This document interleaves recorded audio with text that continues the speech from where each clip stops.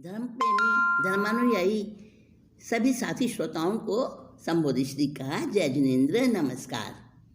आत्मानंदी अनंत सिद्ध अरिहंत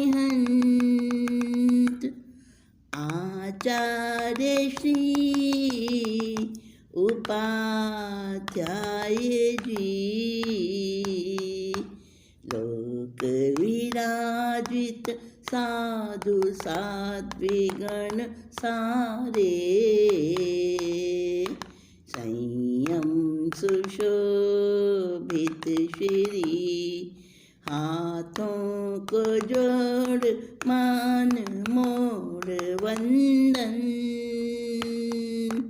करती हूँ मैं अहर्निशम संबोधि करो प्रदान प्रभु कृपालु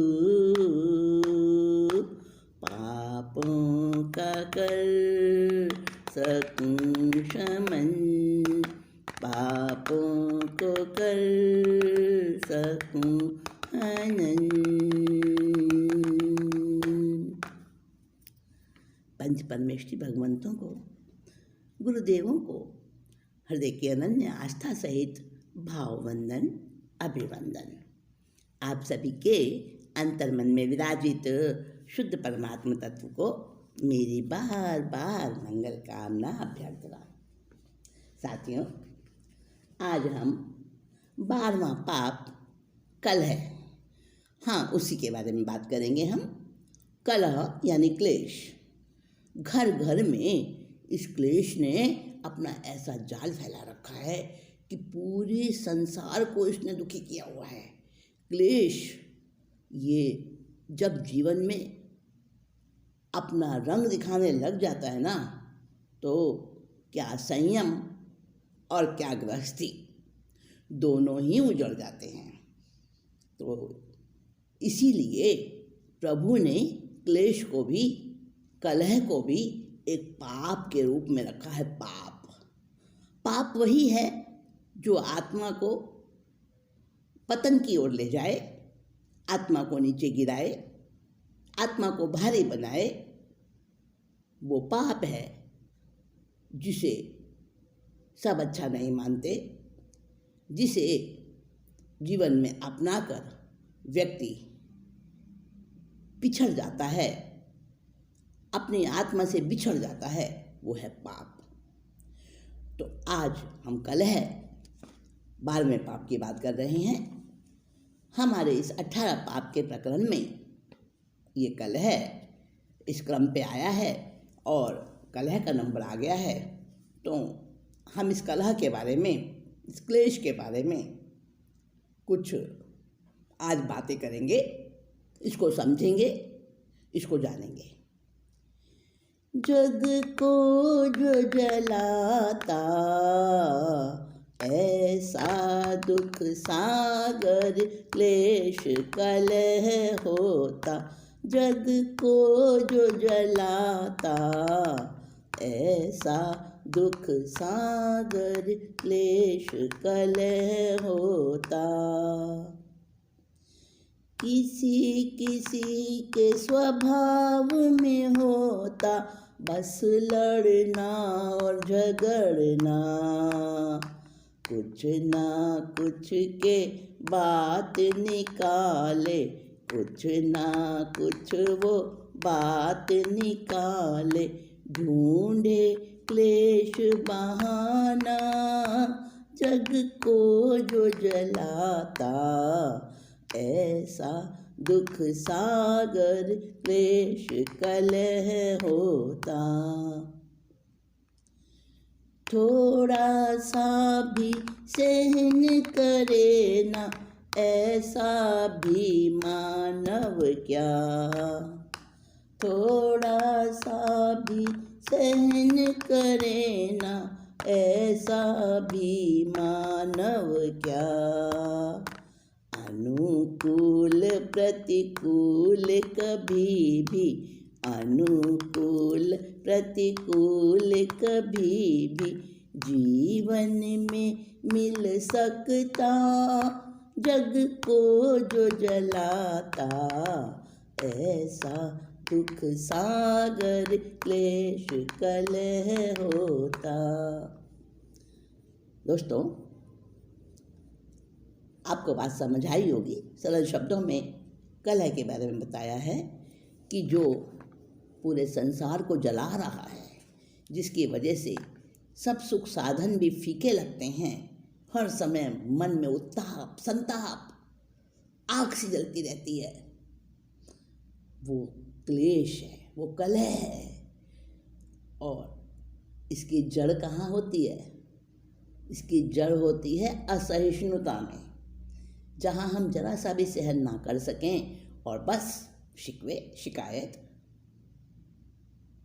एक दूसरे पर दोषारोपण आक्षेप करना, कुछ ना कुछ बोलना, कुछ ना कुछ हरकतें करना जो परेशान करने वाली हों, अपने को भी और दूसरे को भी। हाँ, कोई कोई होते हैं साथियों, ऐसे होते हैं, उनका स्वभाव ही होता है बस बात में से कोई ना कोई बात निकालना, नहीं हो कुछ कमी तो भी कमी निकालना और लड़ना झगड़ना, बहाने ढूंढना।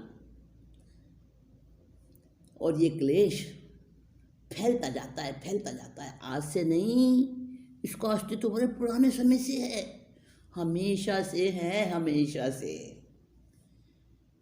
राजाओं को लड़वाता था कलह पुराने समय में, उनकी लिप्साओं के कारण मरती जनता मुफ्त में, जग को जो जलाता, ऐसा दुख सागर क्लेश कलह होता। राजनेता भी कलह कराकर फैलाते बीमारी, घर से समाज जाति में फैलाते, घर से समाज जाति में फैलाते, सेके रोटी करारी, जग को जो जलाता, ऐसा दुख सागर क्लेश कलह होता। नेता लोग क्या करते हैं? नेता लोग यही करते हैं, जरा सा किसी ने किसी को झगड़ा कर दिया, मार दिया, छेड़ दिया, और बस नेताओं की तो वोटिंग, पहले वोटिंग का सोचते हैं और कभी कभी तो हिंदू मुस्लिम जातिवाद फैला देते हैं। हाँ, और बताऊं, आज के समय में तो ये खास तौर पर हो रहा है। एक देश दूसरे देश से लड़ रहा है, और वो भी ना कुछ बातों के लिए, एक दूसरे के उकसाने से। आपको रामायण याद होगी, आपको महाभारत भी नहीं भूला होगा। क्या हुआ था? ये क्लेश कलह का तो खेल था ना सारा, और आज भी वही चल रहा है। आज राष्ट्र अधिनायक करते नरसंहार भयानक, भोग न होगा फल दारुण वो नहीं जानते शायद, जग को जो जलाता, ऐसा दुख सागर क्लेश कलह होता। और इते कलह कराती ज़्यादा, क्षमा करना साथियों, दोस्तों, मैं स्त्री होकर स्त्री की बुराई कर रही हूँ, लेकिन सच्चाई को तो मानना ही पड़ता है ना। और इते कलह कराती ज़्यादा, इसमें नहीं अतिशयोक्ति, समझदार यदि बन जाए वो, समझदार स्त्री हो जाए, तो क्लेश से संभव मुक्ति, जग को जो जलाता, ऐसा दुख सागर क्लेश कलह होता। जोर जोरू और जमीन की खातिर महायुद्ध हो जाते। जर जोरू और जमीन की खातिर महायुद्ध हो जाते। धर्म की आड़ में कुछ दुर्बुद्धि क्लेश प्रबलपन पाते। जग को जो जलाता ऐसा दुख सागर क्लेश कलह होता। देखो भाई, औरतें तो बदनाम है इस मामले में, क्योंकि जड़ जोरू जमीन 3 चीज़ें ही हैं महायुद्ध होने की। जितने भी बड़े बड़े संसार में युद्ध हुए हैं ना, उसकी जड़ में 3 में से कोई ना कोई चीज़ें जरूर रही हैं, या तीनों या कोई एक या 2। जड़ अर्थात पैसा, जोरू अर्थात स्त्री, और जमीन। इन 3 चीज़ों की भूख, लिप्सा, तृष्णा और छीनना दूसरों से, सब कुछ अपना बन जाए, सब कुछ मुझे मिल जाए, मेरे पास आ जाए, ये जो एक दुर्भावना रहती है ना, ऐसी एक महत्वाकांक्षा वही हिटलर को बनाती है, और वही मुसोलिनी, और वही औरंगजेब, और वही आतताइयों अत्याचारियों को पैदा करती है। जगह जगह कलह करवाते हैं, झगड़े करवाते हैं, और फिर कुछ धर्म की आड़ में भी करते हैं। हाँ, धर्म की आड़ में तो बहुत कलह होता है, जबकि धर्म का काम क्या है? शांति देना, सुख पहुंचाना, जीवन से बुराइयों को हटाना। लेकिन धर्म की आड़ लेकर और लोगों को दुखी किया जाता है, बेघर बार किया जाता है, उनको मारा जाता है, मौत के घाट उतारा जाता है, स्त्रियों की मांग के सिंदूर पोंछे जाते हैं, बच्चों की गोदें छीनी जाती हैं माँ बाप की। क्या क्या होता है इस क्लेश कलह की वजह से, और आड़ ले लेते हैं धर्म की। पूरी दुनिया में तीनों काल में इस कलह क्लेश ने अपना ऐसा पंजा फैला रखा है। कभी भी, चाहे सतयुग भी रहा हो, राम रावण की लड़ाई नहीं हुई थी क्या? कितना भयंकर युद्ध हुआ था। सतयुग था वो तो, मर्यादा पुरुषोत्तम राम थे उस समय। लेकिन वहाँ भी कलह मंत्रा नहीं थी क्या? कैकेयी नहीं थी क्या? हाँ, हर युग में होते हैं अच्छे बुरे। वही तो मैं आपसे कह रही हूँ कि ये क्लेश कलह कुल दुनिया में पसरा है, ये इसका व्यापक रूप। कलह से बचने पर मिलता है परमानंद अनूप जी। जग को जो जलाता ऐसा दुख सागर क्लेश कलह होता।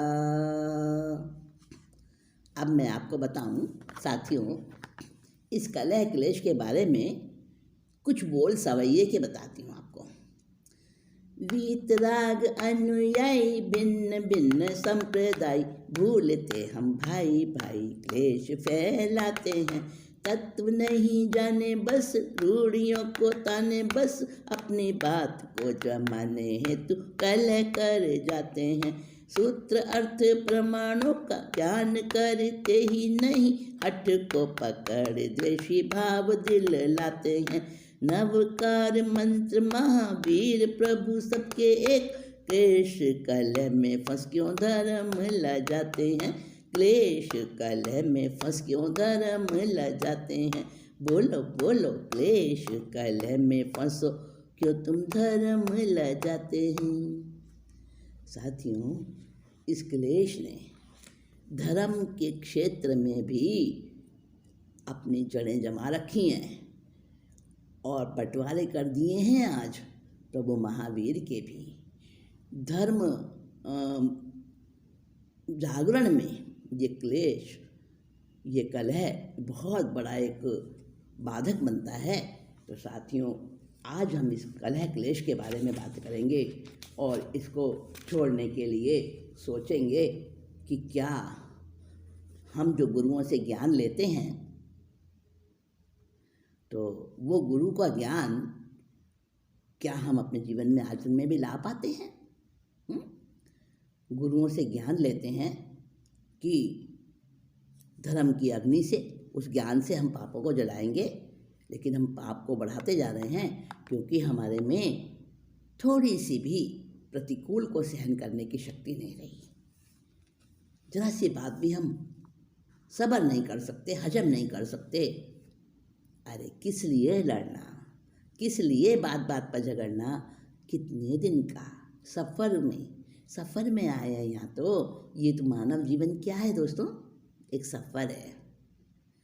जैसे आप सफ़र में जाते हो ना, यात्रा में, ट्रेन में, बस में, और वहाँ साथ में जो यात्री आपके चल रहे हैं, आपके सहयात्री, आपके साथ सफ़र करने वाले लोग, यात्रिक, उनके साथ अगर आप झगड़ा करते हो तो क्या होता है? यात्रा का आनंद ख़त्म हो जाता है ना। और अगर आप प्रेम प्यार से हमजोली बनाकर, उनसे दोस्ती करके अगर सफ़र अपना करते हैं तो यात्रा कितनी सुखदायी होती है, सारा समय आनंद में कटता है। कलह में सम्यक्त्व का हो जाता है नाश, प्रीति घटती और परस्पर टूटता विश्वास। सम्यक्त्व चला जाता है। अरे हम और कुछ ना सही धार्मिक तो बने, नैतिक तो बने, वो भी खत्म हो जाता है कलह करते ही। और सम्यक दृष्टि मिथ्या दृष्टि बन जाता है। ध्यान रखना, जिस समय भी हम अपनी अपनी बात को पकड़ के खींचते हैं ना, उसी समय हम मिथ्या दृष्टि बन जाते हैं। आपस का प्यार घट जाता है, विश्वास टूटता है और हमारे संकेत का नाश हो जाता है। और साधु भी, उसकी भी साधुता चली जाती है, क्योंकि सम्यक चला गया तो साधुता कहाँ से रही? समता बिन कैसा साधु, श्रावक भी है तो था। जैनी होकर क्लेश करे, व्यर्थ किया आगम पोथा। अरे जैन धर्म का तो बड़ा सम्मान है। संसार का सबसे श्रेष्ठ मंत्र हमारा महामंत्र है। तो जैन होकर, जैन नाम धराकर हम अपनी समता को क्यों खोएं? और अगर समता चली गई तो साधु भी बेकार और श्रावक भी थोथा, खोखला। अहिंसा मूलक धर्म में फैले अगर क्लेश, जल में आग लगी तो भट्टियाँ हो गई शेष। बड़ी बड़ी भट्टियाँ हैं ना, जिनमें निरंतर आग जलती रहती है, वो बेकार हैं हमारे क्लेश के सामने। अगर हम अहिंसा धर्म के अनुयायी होकर भी क्लेश करते हैं, कितनी शर्म की बात है। देश बना परतंत्र तो कलह के ही कारण, घर में क्लेश भाई भेदी मारा गया रावण। देखो रावण कितना महाबली था, देवताओं तक को उसने अपने वश में कर रखा था। अग्निदेव तो उसके यहाँ रसोइये थे, पवन देव उसके यहाँ मतलब गर्मी दूर करते थे, उसके पंखे करते थे।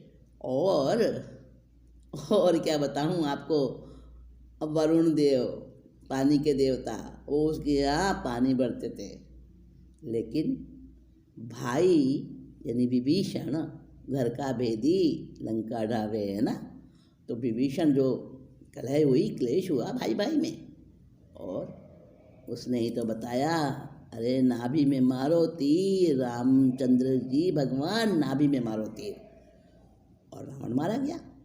तो मर सकता था क्या वो किसी से भी? और त्रेता युग का महान पंडित था। और बताऊँ आपको, हमारा देश भारत कितने सैकड़ों सालों तक परतंत्र रहा। किसकी वजह से? हमारे आपस की फुट की वजह से, क्लेश की वजह से। कौरव पांडव की कलह से हुआ महाभारत, जिस घर में चमका कलह हुआ वो ही गारत। और कौरव पांडव ने आपस में भाई भाई होकर भी झगड़ा किया तो कितना बड़ा युद्ध हुआ। कौरव का तो वंश ही नष्ट हो गया और पांडव का क्या बचा? क्या बचा बोलो? द्रौपदी के पुत्र भी खत्म हो गए, पांचों के पांचों। ये नाश ही नाश है। जहाँ कलह हुआ ना वहाँ पे तो सत्यानाश। कलह से फूटे भाग, हाँ, कलह से फैले फूट सदा, त्याग करो इसका, सर्वनाश ये कलह कराता, आगम बतलाता। अब देखो, मैं थोड़े से उदाहरण आपको आगम के देती हूँ, इतिहास के देती हूँ, जैन धर्म के ऐसे ऐसे उदाहरण जो आप सुनकर हैरान हो जाएंगे। सम्यक दृष्टि कहलाते थे और कलह की वजह से बर्बाद हुए। क्लेश कलह के बीज से लुट जाता सर्वस्व,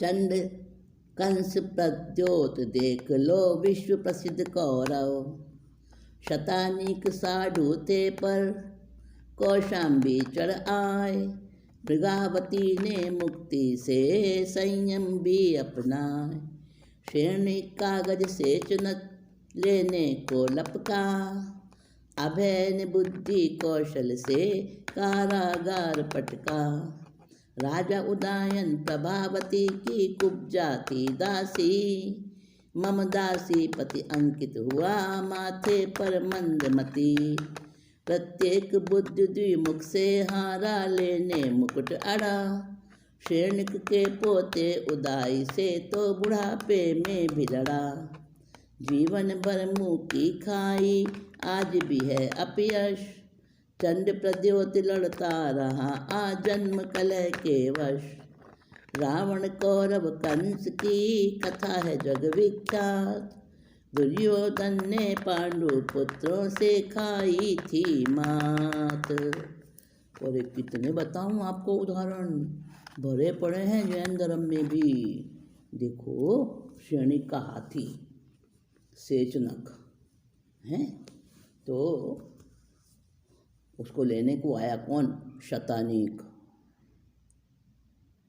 है, साधु था फिर भी, जो थे अभय कुमार ने अपनी बुद्धि के कौशल से उसको खुद जेल में बंद कर दिया, और चंड प्रद्योत, कंस, कौरव, उदयन राजा, उनकी रानी प्रभावती और उसकी कुब्जा दासी। चंड प्रद्योत आया, दासी को चुरा के ले गया क्योंकि वो सुंदर बन गई थी। हाँ, महात्मा की सेवा करके उसने वरदान ले लिया था और बहुत सुंदर विश्व सुंदरी बन गई थी वो। तो उदयन उसको वो चुरा कर ले गया, चंड प्रद्योत, उदयन और प्रभावती की दासी को। फिर उसके माथे पर क्या लिखा? मम दासी पति। किसने? उदयन राजा ने। कला हुआ, लड़ाइयाँ हुई, और प्रत्येक बुद्ध जो 4 माने जाते हैं ना, भगवान महावीर के शासन के प्रत्येक बुद्ध 4 हैं। तो द्विमुख राय उनका नाम, उनके मुकुट में 2 मुंह दिखाई देते थे।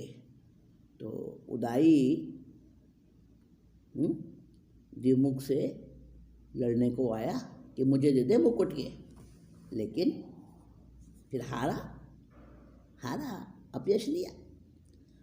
और चंड प्रद्योत का तो जैन दर्शन में ऐसा उदाहरण है, जीवन भर लड़ता रहा, इससे लड़ाई, उस राजा से लड़ाई, उससे छीनना, उससे झपटना।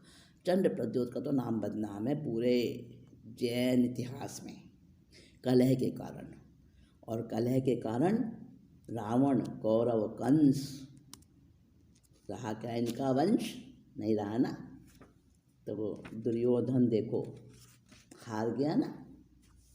अब मैं आपको इस कलह क्लेश की बात बताती हूँ एक कहानी सुनाऊंगी। ऐसी कहानी, एक ऐसे युद्ध की कहानी सुनाऊंगी आपको जिसके बारे में आपने शायद ही सुना हो। और देवता भी आए थे उस युद्ध में लड़ने के लिए। हाँ, वो